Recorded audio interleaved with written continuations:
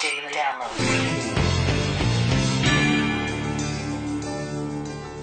Top diplomats from Iran and Iraq are meeting. The two Koreas plan a major summit, and Shuttle Endeavor's picture-perfect launch.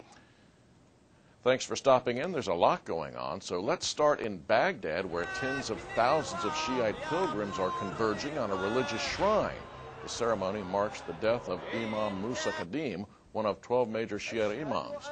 The imam died 12 centuries ago and is buried in a tomb in Baghdad's Kazimiya district. The event is under tight security through Saturday because sectarian fighters are frequently attacking religious processions. Now to Tehran, where it was handshakes and smiles all around for the foreign ministers of Iraq and Iran Thursday. The leaders are in talks aimed at improving political and economic relations.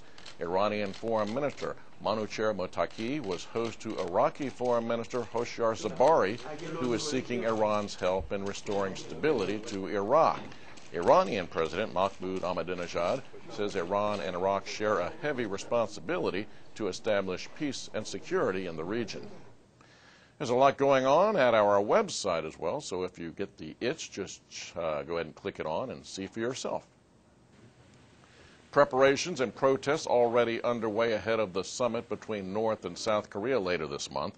Officials announcing the first such meeting in 7 years between the two Koreas, technically still locked in a state of war. The earlier meeting between the South's Kim Dae-jung and the North's Kim Jong-il in 2000 led to warmer relations. Hopes running high for the same this time, but for some in the South, well, not so optimistic. Critics of the meeting are calling it a little more than a stunt. Daily download.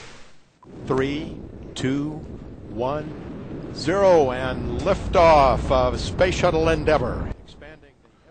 All systems were go Wednesday evening as the shuttle left the launch pad in Florida for the International Space Station. On board is Barbara Morgan, a teacher from Idaho who was the backup to Krista McCullough, the first teacher in Space Canada who died tragically in the Challenger shuttle in 1986. School children in Idaho watched the launch in awe and parents cheered the takeoff.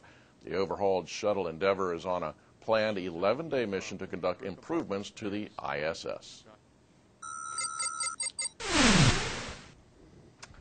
Now, just imagine just for a moment that this pencil is stuck in your head, deep in your sinus, near your brain.